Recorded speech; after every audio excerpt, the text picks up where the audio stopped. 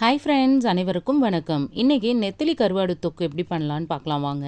நான் ஆன்லைனில் தான் கருவாடு வாங்கியிருந்தேன். இது 1/4 கிலோ கருவாடு.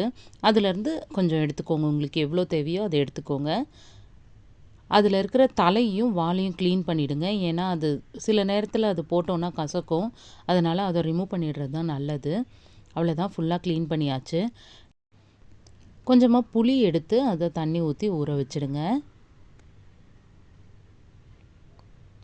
அப்புறம் ஒரு பாத்திரத்தில் கை பொறுக்கிற அளவுக்கு தண்ணியை சூடு பண்ணி அதை அந்த கருவாடில் ஊற்றி அதை ஒரு 1 ஹவர்லேருந்து 2 ஹவர்ஸ் கூட உங்களுக்கு டைம் இருந்தால் ஊற வச்சுடுங்க.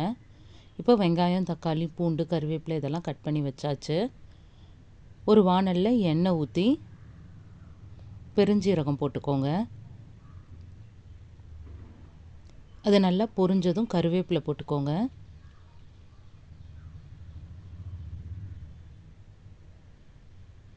அப்புறம் கட் பண்ணி வச்சுருக்கிற பூண்டு போட்டுக்கலாம். இதை நல்லா வதக்கிட்டு இப்போ வெங்காயத்தை சேர்த்துக்கலாம். வெங்காயம் ஓரளவுக்கு இந்த கண்ணாடி பதம் வர அளவுக்கு நல்லா வதக்கிக்கோங்க. அப்புறமா நம்ம இதில் தக்காளி ஆட் பண்ணிக்கலாம்.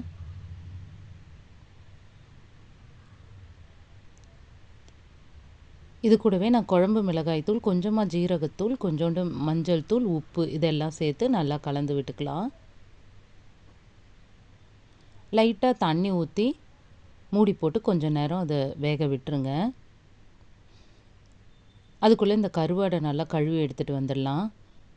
ஒரு 3லேருந்து 4 தடவை நல்லா கழுவுங்க. இந்த அழுக்கெல்லாம் போயிட்டு இந்த மீன் பார்த்திங்கன்னா வெள்ளையாகவே தெரியும், அந்த அளவுக்கு கழுவணும். நல்லா கழுவியாச்சு. இப்போ ஊற வச்சுருக்க புளியை நல்லா கரைச்சி எடுத்துக்கோங்க. இப்போ அந்த தொக்கு வெந்திருக்கு இல்லையா, அதுலேயே இந்த கருவாடை போட்டுட்டு அது கூடவே இந்த புளி தண்ணியும் ஊற்றி நல்லா கலந்து விட்டு மூடி வச்சுடுங்க.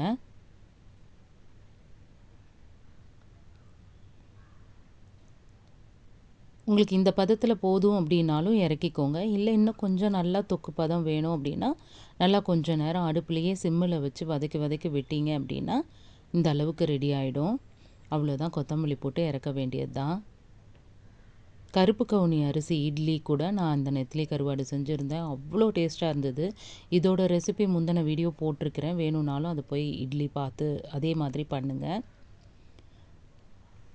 சாதத்து கூட, இட்லி கூட, தோசை கூட எல்லாத்துக்குமே சூப்பர் காம்பினேஷனாக இருக்கும்.